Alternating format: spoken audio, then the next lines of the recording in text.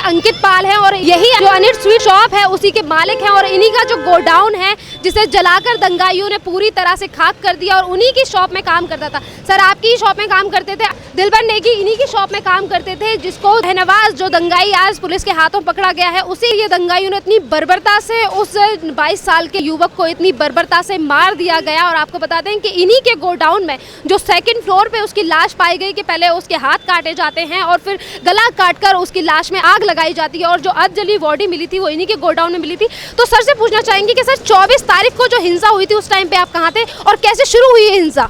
24 तारीख में मैं शॉप के अंदर था, मैं खुद बंद पड़ा था। उधर से लोग हमला कर रहे थे, शटर खोलने की कोशिश कर रहे थे। कम पौन घंटा हम अंदर ही थे जब बाहर दंगे हो रहे थे। उसके बाद किसी तरीके से हमने ऊपर से पत्थरबाजी करवाई, हम निकल के भागे यहाँ से और दंगा स्टार्ट हुआ था इस साइड से 3 बजे के करीब। पूरी भीड़ आई थी, इधर से पत्थरबाजी नो सीए नो एनआरसी के नारे लगाने चालू कर दिए थे। उसके बाद जब हमारा शटर तोड़े तब बोले मारो इन हिंदुओं को, मारो, शटर तोड़ो, इनको निकालो सालो, गालियाँ देने लग रहे थे। फिर उसके बाद तो दंगा हो ही गया था, 3:15 बजे 3:30 बजे से दंगा हो गया था यहाँ। और सर जिस तरीके से आपकी दुकान में ही काम करने वाले दिलबर नेगी जो एक लड़का था 22 साल का और वहीं पे आपके गोडाउन में उसकी लाश मिलती है कि पहले हाथ काटे जाते हैं फिर 26 तारीख में मिली थी। 26 तारीख में जब फोर्स आ गई थी यहाँ पे करीब 12-1 बजे करीब आ गया था मैं वहाँ पे, तब मिली थी मुझे उसकी लाश। सर इतने दिनों के बाद मेन आरोपी था दिलबर नेगी को मारने वाला, तो आज पुलिस ने उसे पकड़ लिया शहनवाज को। तो क्या 300 लोग थे, आप कितने को गिन लोगे? वो सारे आरोपी जो छत पे खड़े हुए हैं गेट तोड़ के, और बिल्कुल जहाँ गेट तोड़ा है वहीं नीचे बंदा मरा हुआ मिला है। तो आरोपी तो वो सभी हैं जितने छत पे थे उस टाइम, टेरेस पे थे। तो सर अभी तो जैसे कि एक एक करके पुलिस पकड़ती जा रही है, तो जैसे शहनवाज को पकड़ा है तो मैं आपसे पूछना चाहूँगी कि जितनी बर्बरता से आपकी दुकान में काम करने वाले एक 22 साल के लड़के को मार दिया जाता है इतनी क्रूरता से, तो मैं क्या चाहती हूँ कि किस तरह की सज़ा मिलनी चाहिए ऐसे आरोपियों को जो इतनी ज़्यादा उनमें दिल नहीं होता है, जो इतनी तरह क्रूरता से एक इंसान को मार देते हैं। पहले कहते हैं सीए का विरोध कर रहे हैं, एनआरसी का विरोध है और उसी में इस तरह की शॉपों को तोड़ देते हैं जहाँ पे इस पूरी लाइन में जितनी भी शॉप है वो शॉपें टूटी हुई मिलती हैं और लोगों को काट। हिंदूज को टारगेट किया था, जितनी शॉप से सारी हिंदूज की जलाई हैं इन लोगों ने। उसके बाद क्या इनका क्या सजा देनी चाहिए? इनको सीधी सीधी बात है, फांसी दो इन लोगों को। पूरा माहौल ख़राब कर दिया था। इस एरिया में कभी लड़ाई नहीं हुई थी, पहली बार दंगे हुए हैं इस तरीके के, और दंगे भी ऐसे हुए हैं कि बस ज़बरदस्त वाले, किसी के कंट्रोल में नहीं थी। एक तरफ ये बोलते हैं कि हम सीए का विरोध करें, एनपीआर का विरोध है, तो दुकानें तोड़ने का क्या मतलब है? आप ये बताएं स्कूल के अंदर सीए एनपीआर के विरोध चलता है क्या? यहाँ पे डेली स्कूल के अंदर 10 बजे क्लासों के अंदर से आवाज़ आ रही है मोदी मुर्दाबाद, ये पढ़ाई होती है क्या स्कूल के अंदर? ये तो पूरे दिन चलता रहता था। इनके 1 महीने पहले से इनके नारे चालू हो गए थे, स्कूल के अंदर दंगेबाजी चालू हो गई थी इनके। और सर जो आपकी शॉप का नुकसान हुआ, जैसे कि ये देख सकते हैं कि पूरी दुकान तोड़ने की कोशिश की गई, गोदाम जला दिया, वो तो पूरे ख़त्म ही कर दिए हैं।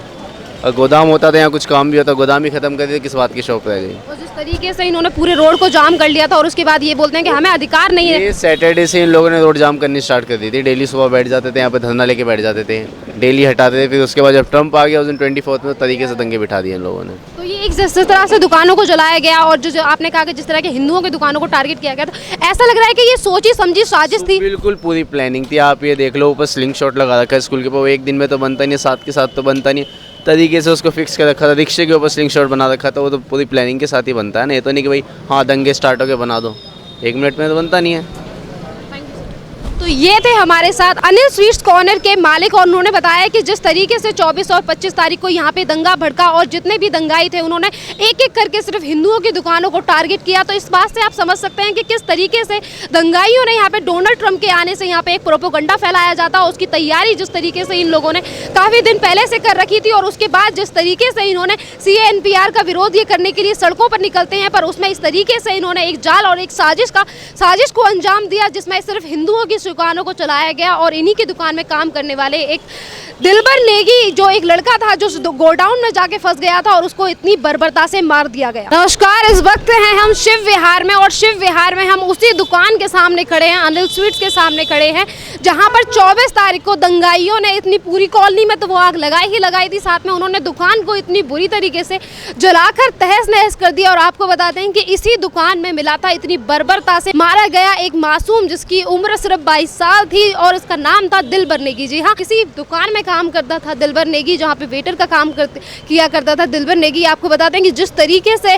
दंगाइयों में से आज जो पुलिस के हाथों चढ़ गया है शाहनवाज, उसने इतनी बुरी तरीके से उस 22 साल के युवक को इतनी बुरी तरीके से मारा था कि उसी के पहले दोनों हाथ काटे और उसके बाद जो जला हुआ शव मिला था वो इसी दुकान के 2nd फ्लोर से मिला गया था। और आपको बताते हैं कि जो अभी आसपास जो लोग खड़े हैं उनसे हम इस बारे में जानने की कोशिश करेंगे कि जिस तरीके से 24 तारीख को यहाँ पे दंगा भड़का और किस तरीके से यहाँ पे दंगाइयों ने इन सारी जो यहाँ पे जो घटनाक्रम हुआ उसको किस तरीके से अंजाम दिया। सर, जो दिलबर नेगी था जो अनिल स्वीट्स में ही काम किया करता था, अब उसका जो शव मिला था इसी दूसरे माले से मिला था, तो सर आज जो आरोपी था वो पुलिस के द्वारा पकड़ लिया गया, तो क्या कहना चाहोगे कि कैसी सजा देनी चाहिए? फांसी होनी चाहिए, फांसी के अलावा और कोई रास्ता नहीं है, उसे फांसी ही होनी चाहिए। और सर जिस तरीके से ये दंगाई है, जो क्रूरता से मार दिया गया उस नाबालिग को, तो उसके लिए उसमें कोई इंसानियत नहीं होती इन लोगों में जो इतने ज़्यादा बुरे काम कर देते? इंसानियत होती ही नहीं होगी उनमें, वो इंसान ही नहीं है। ऐसे लोग जो ऐसे इस तरह से लोगों को मारते हैं वो इंसान कहाँ से हैं फिर? वो एक तरफ ये बोलते हैं कि सीए की लड़ाई है, सीए गलत है, एनपीआर गलत है, एनआरसी, और उसी के दौरान इस तरह से दिल्ली को जला दिया जाता है और लोगों की जान ले ली जाती है, तो ये कहाँ तक सही है? ना, ये सही तो कहीं तक भी नहीं है। कुछ लोग होते हैं जो आपस में लड़वाते हैं, ये कुछ लोग होते हैं जो आपस में लड़वा देते हैं, इनको भर देते हैं। ये लोग तो ये समझते हैं कि ये धीरे धीरे पूरी दिल्ली खाली करवा देंगे, तो ये डर इनके मन में पैदा है, इसी मारे जगह जगह धरना दे रहे हैं। तो डर का जो डरा हुआ आदमी होता है क्या वो दूसरे की जान ले लेता है? मतलब भीड़ इकट्ठी होती है, उनको भड़काने वाले जब आते हैं तो ताकत तो अपने आप ही आ जाती है अंदर, फिर वो दोनों पक्षों में ही हो जाता है। और जिस तरीके से दंगाइयों ने पुलिस के ऊपर भी पत्थरबाजी की और पुलिस के ऊपर भी तेज़ाब डाला गया, तेज़ाब की शीशियां फेंक के मारे गई, पेट्रोल बम ये लेकर बैठते हैं, तो ये ऐसा लगता है कि सीएए की लड़ाई, एनपीआर की लड़ाई है या फिर देश में दंगा फैलाना, इस तरह का कुछ ऐसा लगता है? सर ये दोनों ही तरफ है, सीएए की भी लड़ाई है, राम मंदिर की भी लड़ाई है, इसमें सब कुछ मिक्स है और राजनेता जो है इसमें ये सब है। तो क्या लगता है कि जनता को समझना नहीं चाहिए कि राजनेता इनका फ़ायदा उठा रहे हैं और ये अपनी ही चीज़ों को जनता को ये सब मालूम है, जनता को सब पता होता है, लेकिन फिर भी पता नहीं क्या उनके अंदर कीड़ा उठ जाता है, मानते ही नहीं है, फिर भी चल देते हैं। जो कोई साथ वाले होते हैं चल देते हैं पीछे पीछे, पता सबको होता है कि होना नहीं चाहिए, लेकिन फिर भी चल देते हैं भीड़ के, फिर भी चल देते हैं। हाँ। क्या इन्हें नुकसान नहीं लगता? इन्हें अपने माइंड का यूज़ नहीं करना चाहिए? पता नहीं क्या है लोगों के दिमाग में है क्या, उन्हें ये नहीं दिखता कि हमारे भी बीवी बच्चे हैं, हमारे भी घर में है, अगर इनको कोई ऐसे परेशान करे मारे तो क्या होगा। जब 24 तारीख को ये हिंसा हुई थी तो आप उस टाइम पे कहाँ थे? मैडम 24 तारीख को हम अपने घर में थे, हमारा ये घर है, ये हमारे घर में भी सिलेंडर ब्लास्ट करा है, मेरे भाई के घर में, हमारे घर में भी आग लगाई है, सारा घर लूट के ले गए। हमारे पिताजी 21 तारीख को एक्सपायर हुए थे, जो कैंसर से पीड़ित थे। 24 तारीख को उनको चौथा था, रिश्तेदार भी आए हुए थे, तभी ये 2:30 बजे रोड पे दंगा भड़क गया, मुस्तफा की तरफ से भीड़ आई और 4-5 बजे हमारी छतों पे चढ़ गए। तो बड़ी मुश्किल से रात को हमें फिर मिलिट्री वालों ने निकाला है, 8 बजे करीब घर में आग लग गई थी, वरना 15 मिनट और लेट हो जाते तो ये जो दिलबर का हाल हुआ है 15 मिनट बाद, ये सब हम 20-25 लोग थे, हम सबका भी यही हाल होता। सभी को मार काट डालते। तो मतलब इनकी मंशा क्या है कि कभी ये बोलते हैं हम विरोध कर रहे हैं, हम डरे हुए हैं, और डरा हुआ इंसान ऐसे ही निकल के दूसरों की दुकानों में आग लगाई जाती है और लोगों को मार रहे हैं। मंशा तो उनकी यही थी सर मैडम के, देख ही लिया तो एक बॉडी पड़ी थी, वही हाल हमारा होता। ये छोटे छोटे लड़के होते हैं 20-25 साल के, बस ये अपनी मस्ती में चूर रहते हैं, बस इन्हें ये पता नहीं हमारा भी घर है, इनके बच्चे हमारे बच्चे सब एक हैं, बस ये अपने मज़े में रहते हैं। इन्हें इस बात से कुछ नहीं है कि जो बाहर हम दंगा भड़का रहे हैं ये खतरनाक है, ये अपने मज़े में रहते हैं सिर्फ। तो ये एक और आपको बताते हैं कि शिव विहार में ही ये महेंद्र उपल जी का घर है और आप देख सकते हैं कि किस तरीके से यहाँ पे एक प्रोपोगंडा और एक साजिश के तहत दुकानें ही नहीं बल्कि घरों को भी जलाया गया। आप देख सकते हैं कि घर की हालत कितनी बुरी तरीके से, घर में इतनी बुरी तरीके से आग जलाई गई है कि बाहर इतना मजबूत गेट होने के बावजूद भी दंगाई इतनी बुरी तरीके से दरवाजे को तोड़कर अंदर घुसते हैं। और घर की हालात देखकर आप पता लगा सकते हैं कि कितनी बुरी तरीके से घर से दुश्मनी निकाली गई है कि किचन का सारा सामान और घर में जितनी भी कीमती चीजें थी वो बुरी तरीके से, और फर्श भी तोड़ दिया गया। तो हम घर के ही मालिक महेंद्र उपल जी से बात करते हैं। सर 24 तारीख को ये जिस तरीके से आपका घर तोड़ा गया है, कहाँ मौजूद थे आप? कहाँ थे उस टाइम पे? नहीं थे, घर पे मौजूद नहीं थे? नहीं थे, क्योंकि पहले ही बता दिया था दंगा हो रहा है तुम मत आओ। फिर दंगे के बाद फिर ये भी पता लग गया तुम्हारे मकान को जला दिया गया, वो भी 2 दिन के बाद पता चला है। 2 दिन के बाद पता चला है। हाँ। तो मतलब घर पे ताला लगा के गए थे और ताला तोड़ के दंगाइयों ने सारे ताले तोड़ के सारा माल लूट के फिर आग लगा दी।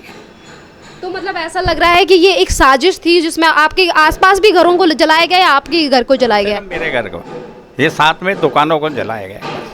साथ में दुकानें हैं उनको जलाया गया है। सर, जिस तरीके से ये बोलते हैं कि एनपीआर और सीए का विरोध था जिसके लिए सड़कों पर निकल आए हैं, पर सर जिस तरह के विरोध में घरों को जलाने का मतलब क्या है, आप क्या समझते हैं इस चीज़ से? अब इसका क्या कहें हम, इसके बारे में तो हम कुछ कह नहीं सकते। जिस तरीके से यहाँ घरों के साथ दुकानों को अभी जला दिया गया है, और जैसा कि महेंद्र उपल ने बताया कि उनके घर में आग तो लगाई ही गई और साथ में उनके घर में चोरी करने के बाद सारा कीमती का सामान दंगाइयों ने लूट लिया और उसके बाद उनके घर में आग लगा दी जाती है, फर्श को तोड़ दिया जाता है और उनके घर के आसपास की जो दुकानें हैं उन्हें इतनी बुरी तरीके से तोड़ दिया गया है। एक तरफ ये बोलते हैं कि हमें सीए और